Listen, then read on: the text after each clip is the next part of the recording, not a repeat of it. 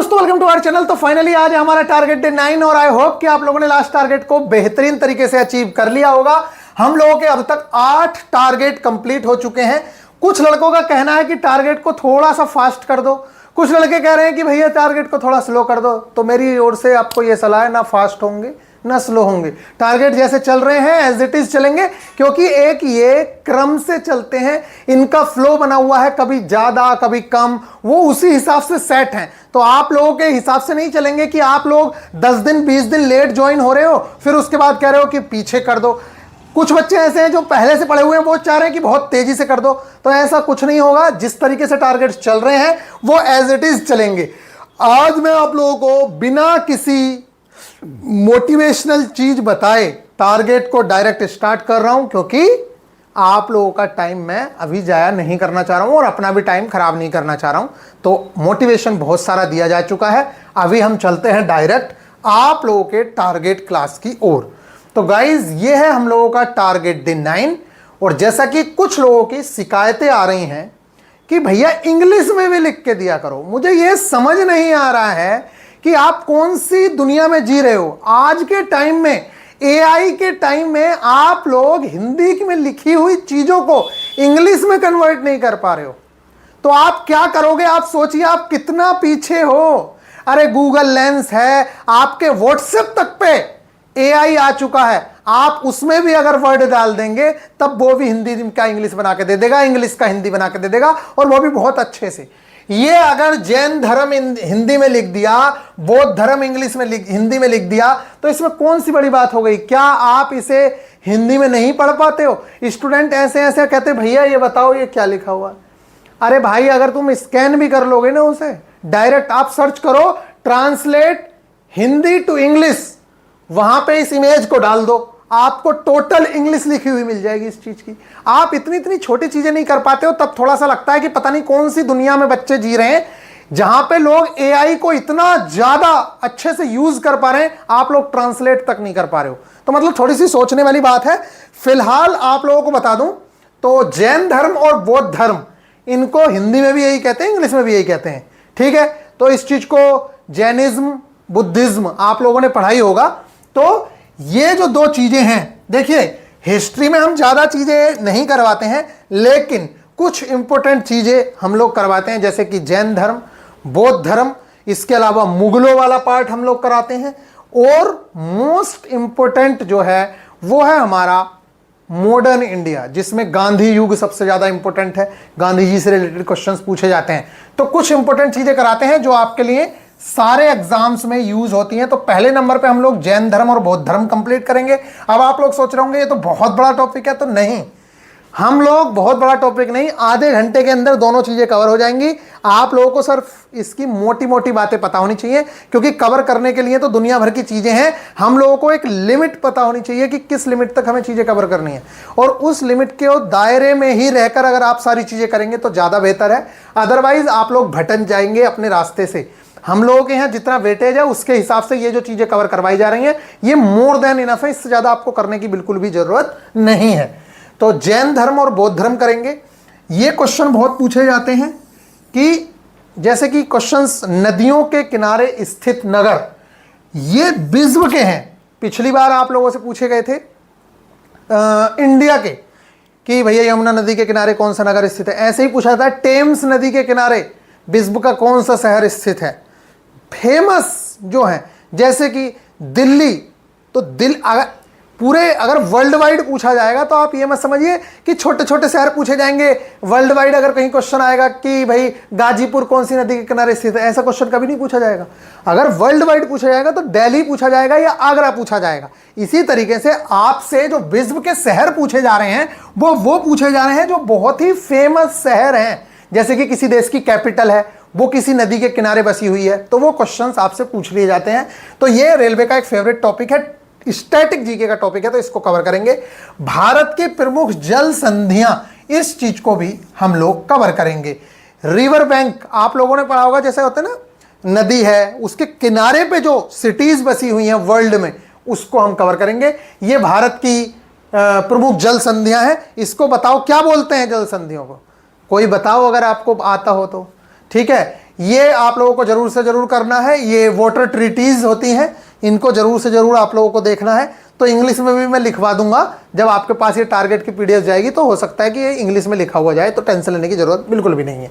Next अगर मैं बात करूं तो साइंस में हम लोगों के पास जो टारगेट है, जैसे कि हमने पिछली बार क्या कंप्लीट किया, सबसे पहले नंबर पर हमने लाइट कंप्लीट किया, बड़ा चैप्टर था। फिर उसके बाद हमने ह्यूमन आई कंप्लीट किया, छोटा चैप्टर था। अब फिर से बड़ा चैप्टर है, फिर इसके बाद छोटा चैप्टर है। तो ये इसी क्रम में चलती है, एक बार बड़ा एक बार छोटा। एक हफ्ते में एक बड़ा चैप्टर आता है और एक छोटा चैप्टर आता है। तो इस बार जो है हमारा वो क्लास 10th की एनसीईआरटी का चैप्टर नंबर 12, क्या क्लास 10th एनसीईआरटी का चैप्टर नंबर 12, ये जो है विद्युत, ये चैप्टर आप लोगों को कवर करना है। क्लास 10th एनसीईआरटी, इसका जो इलेक्ट्रिसिटी वाला चैप्टर है ये आपको कवर करना है। और मैं आप लोगों को बता दूं, अब तक के जो दो चैप्टर्स थे, लाइट और ह्यूमन आई, ये आपके सीवीटी 2 का पार्ट नहीं है। सीवीटी 2 में इसमें से नहीं आता है, लेकिन ये बात ध्यान रखना, सीवीटी 2 में बहुत ही अच्छे से इलेक्ट्रिसिटी दिया हुआ है। तो इस बार इससे तो आपका बेस कवर होता है, और फिर इसके बाद जब आप आगे पढ़ेंगे basic science and electrical, basic science and engineering के अंदर, तो उसमें इलेक्ट्रिसिटी को और ज्यादा डेप्थ में पढ़ेंगे। वहां पे एनोड भी पढ़ोगे, कैथोड भी पढ़ोगे, किरचॉफ्स लॉ भी पढ़ोगे, लेकिन यहां पे एनसीईआरटी का लेवल पढ़ोगे जिसमें किरचॉफ्स लॉ वगैरह नहीं दिए हुए हैं। वहां पे तो आपको बहुत सारी चीजें और एक्स्ट्रा पढ़ने को मिलेंगी, तो उन चीजों को आप देखेंगे, लेकिन वो बेसिक साइंस एंड इंजीनियरिंग में है। यहां पे आप लोग एनसीईआरटी का चैप्टर नंबर 12 कवर करेंगे, इलेक्ट्रिसिटी, और पूरा कंप्लीट चैप्टर कवर करना है। सेम टू सेम जैसे कि आप लोगों ने लाइट कवर किया है, ठीक इसी तरीके से होगा। उतना ही बड़ा चैप्टर है, लेकिन ये लाइट से आसान है चैप्टर। जैसे लाइट को समझने में आपको प्रतिबिंब वगैरह, इमेजेस वगैरह बनाने में दिक्कत हो रही थी, इसमें इस तरह की कोई प्रॉब्लम नहीं होगी, क्योंकि ये आसान होता है। इसके अलावा यहां पे दिया है ब्लड सर्कुलेशन सिस्टम। जैसे कि हर बार हम एक सिस्टम कंप्लीट करते हैं, कभी नर्वस सिस्टम, कभी डाइजेस्टिव सिस्टम, इसी तरीके से हम इस बार ब्लड सर्कुलेशन सिस्टम कवर करेंगे। काफी ज्यादा इंपॉर्टेंट है, सारी की सारी चीजें इसके अंदर आ जाएंगी ब्लड से रिलेटेड, तो इसको हम कवर करेंगे। और जो लाइफ साइंसेज वाला चैप्टर है, कौन सा, लाइफ साइंसेज में आपने जो जैव प्रक्रम, यानी कि क्लास 10th एनसीईआरटी का चैप्टर नंबर 6 लिख लीजिए। अभी जब टारगेट मिलेगा तो उसमें ये चीज लिखी हुई मिलेगी, ये ध्यान रखना। Class 10th NCERT chapter number 6, chapter number 6, क्या नाम है उसका, जैव प्रक्रम, लाइफ प्रोसेसेस। वो आप लोगों से पूछा जाएगा। तो हाफ चैप्टर आपने पिछली बार कंप्लीट किया था, इस बार उससे आगे का कंप्लीट करेंगे। तो ओवरऑल ये आपका साइंस का टारगेट है। तो रिवीजन का भी टाइम देंगे, रिवीजन तो कंटिन्यूसली चल ही रहा है, लेकिन प्रॉपर अगर हमें लगेगा तो और टाइम दे देंगे, लेकिन अभी नहीं। जैसे पहले 6 टारगेट कंप्लीट किए हैं, इसी तरीके से और 6 टारगेट कंप्लीट करो, तब जाके कुछ सोचा जाएगा। अभी फिलहाल आपको इसी तरीके से कवर करना है, नहीं तो फिर आप लोग मेहनत करने भूल जाते हैं और आप मेहनत करते ही नहीं हैं। तो गाइज ये हम लोगों की चीजें कवर हुई। अब बात कर लेते हैं टारगेट दिन 9 में मैथ्स की। तो जैसे कि मैथ्स में आपने परसेंटेज बहुत अच्छे से कवर कर लिया, प्रॉफिट एंड लॉस बहुत अच्छे से कवर कर लिया। अब उसी का एक भाग है simple interest and compound interest. एक क्वेश्चन सिंपल इंटरेस्ट है और एक ही क्वेश्चन कंपाउंड इंटरेस्ट है, आपकी हर शिफ्ट में देखने को मिलता है। तो simple interest formula based question भी कई बार आते हैं। कंपाउंड इंटरेस्ट बिना ट्रिक के मत निकालना, ये ट्रिक से ही सबसे आसान होता है। फॉर्मूले से निकालने के चक्कर में पड़ोगे तो ज्यादा फंस जाओगे। इस सब चीजों का कंटेंट भी मैं दूंगा, और नोट्स के लिए मैं आप लोगों को जो सोर्सेज बताता हूं उन चीजों को ध्यान रखिए। एप्लीकेशन पे भी अपडेट होता रहता है, लेकिन आपको जब पहले यहां दे दिया जाता है तो आप लोग क्यों घबराते हो। यहां पे एसआई एंड सीआई, ये दोनों के दोनों चैप्टर्स कवर करने हैं। सिंपल सिंपल चैप्टर हैं, 1 आवर इसके लिए और 1.5 घंटा इसके लिए, बस इतना ही टाइम देना होता है, और ये आपका दोनों की दोनों चीजें कवर हो जाएंगी। तो लगभग 2.5 घंटे का ये चैप्टर है, ज्यादा बड़ा चैप्टर नहीं होता है। तो इस चीज को आप कवर करेंगे। और इसके अलावा जो इसमें एवरेज लिख के दिया है, इस चैप्टर के आप बेसिक्स कवर करेंगे। क्या करेंगे, इस चैप्टर के आप बेसिक्स कवर करेंगे जो RS अग्रवाल में दिए हुए हैं, या जो एग्जांपल्स मैं आपको दूंगा उससे ज्यादा कुछ नहीं करना है इसमें सिर्फ बेसिक्स ही कवर करना है, बाकी कुछ नहीं करना है। तो इतना आपको जरूर से जरूर करना है। ये टारगेट्स सारे के सारे कंटेंट के साथ, लेक्चर्स के साथ मैं आपके टेलीग्राम ग्रुप में प्रोवाइड करवाता हूं, तो आप लोगों को घबराने की जरूरत नहीं है। नेक्स्ट है रीजनिंग के अंदर ये चैप्टर है रैंकिंग। अब आप अगर अपनी रीजनिंग उठाएंगे तो सिलेबस में रैंकिंग कहीं लिख के नहीं दिया हुआ है, ना ही सिलेबस में आपके डायरेक्शन लिख के दिया हुआ है, लेकिन याद रखिए हर शिफ्ट में कम से कम 2 क्वेश्चंस रैंकिंग से और 1 से 2 क्वेश्चन वहां से देखने को मिलते हैं आपको डायरेक्शन से। तो ऐसा कैसे हो रहा है?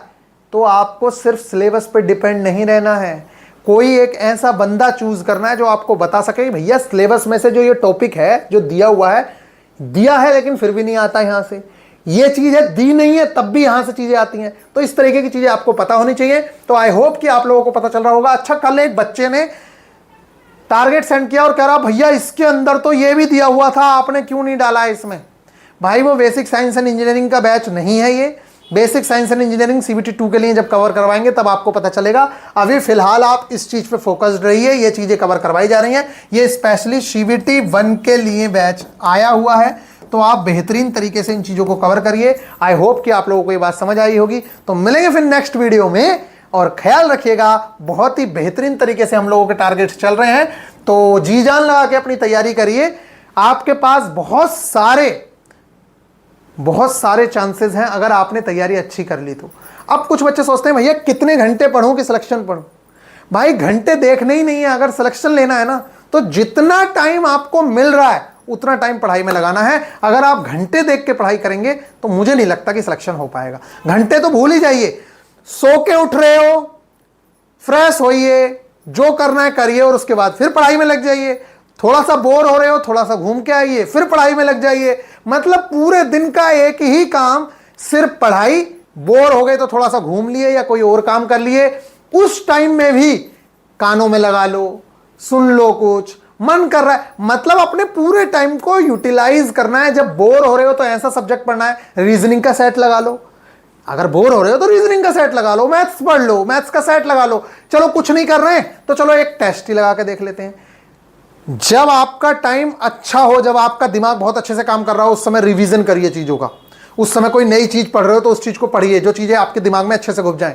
जब आपका दिमाग बोर हो रहा हो उस समय पे आप प्रैक्टिस सेट लगाइए, क्योंकि प्रैक्टिस सेट लगाते हैं नए नए क्वेश्चंस देखने को मिलते हैं, तो आपका बहुत अच्छे से दिमाग काम करता है और आपको मजा भी आता है। एक तो आपका जो टाइम बर्बाद होने वाला था उसको यूटिलाइज कर लिया आपने प्रैक्टिस सेट के द्वारा, और दूसरी चीज ये है कि आप लोगों को कुछ नया सीखने मिल गया। तो आई होप कि आप लोगों को ये बात समझ आई होगी। मिलेंगे नेक्स्ट टारगेट में, बेहतरीन तरीके से टारगेट को अचीव करते रहिए। 6 टारगेट के बाद रिवीजन दिया था, अब एक बार 6 टारगेट और कंप्लीट करिए, फिर सोचेंगे रिवीजन के बारे में।